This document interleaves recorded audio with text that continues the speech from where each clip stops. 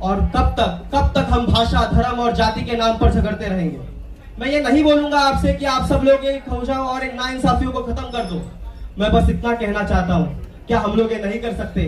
क्या हम सब लोग एक नहीं हो सकते? और अगर हम लोग हो सकते हैं और अपनी आवाज बुलंद कर सकते हैं तो हम क्यों नहीं कर रहे हैं? क्या ये सही है?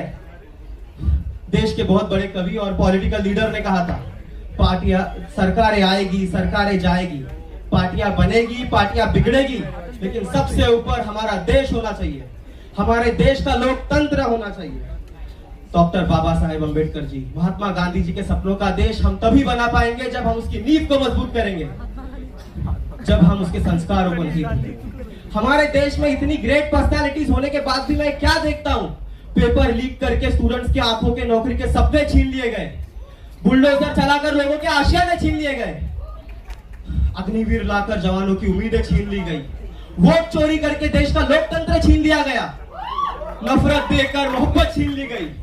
हमारे देश के एक पॉलिटिकल लीडर राहुल गांधी जी ने बहुत ही अच्छी बात कही थी और मुझे लगता है कि हर भारतवासी की सोच ऐसी ही होनी चाहिए। उन्होंने कहा था, नफरत के बाजार में मोहब्बत की दुकान खोल रहा हूं। आप मुझसे नफरत कीजिए, आप मुझे गाली दीजिए, या आपके दिल की बात है। मैं आपका बाजार नफरत का है, मेरी दुकान मोहब्बत की है। शायद आप सब मेरी इन सब बातों से सहमत होंगे। मैं जानता हूं कि हम सब लोग इस देश को पूरी तरीके से नहीं बदल सकते, लेकिन क्या हम हमारे लिमिट्स में रहकर हमारे आजू बाजू के लोगों की मदद नहीं कर सकते?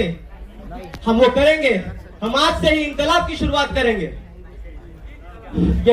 शायद मैं ही बार बार धर्म और जाति का नाम लेकर आपके दिमाग में भेदभाव की भावना डाल रहा हूं। ये ना कहते हुए मैं कहूंगा कि हम इंसान को इंसान की तरह देखेंगे, और जहां भी नाइंसाफियां हो रही होगी वहां पे आवाज उठाएंगे, सवाल करेंगे। जाते जाते मैं राहत इंदौरी साहब की कुछ 2 लाइनें सुनाना चाहूंगा। लगेगी आग तो आएंगे घर कहीं जद में, लगेगी आग तो घर कहीं आएंगे जद में, यहां सिर्फ हमारा मकान थोड़ी है। जो आज साहिब मसलत है वो कल नहीं होंगे, जो आज साहिब मसलत है वो कल नहीं होंगे, किराएदार है जाती मकान थोड़ी है। सभी का खून है शामिल यहाँ की मिट्टी में, सभी का खून है शामिल यहाँ की मिट्टी में, किसी के बाप का हिंदुस्तान थोड़ी है। Big round of applause. Amazing.